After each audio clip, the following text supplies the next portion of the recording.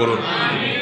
মানুষ যখন মিথ্যা কথা বলে, নবী করিম সাল্লাল্লাহু আলাইহি সাল্লামের একটি হাদিস বুখারীতে বর্ণিত হয়েছে, তিনি বলেছেন মিথ্যা কথা বললে একটা সময় একটা বলে আরেকটা বলে মিথ্যা বলতে বলতে আল্লাহর খাতায় দুইটা তালিকা আছে আল্লাহর কাছে। একটা হলো মিথ্যাবাদীদের তালিকা, আরেকটা হলো সত্যবাদীদের তালিকা।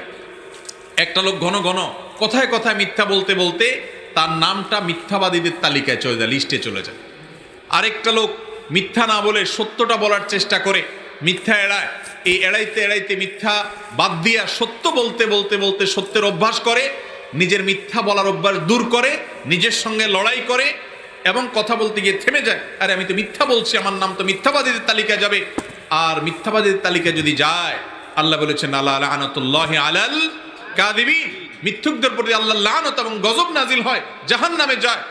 দুনিয়ার সবচেয়ে বড় মিথ্যাবাদী হলো যে কাফের, আল্লাহকে অস্বীকার করে। তার চেয়ে বড় মিথ্যাবাদী আর নাই যে নিজের রবকে অস্বীকার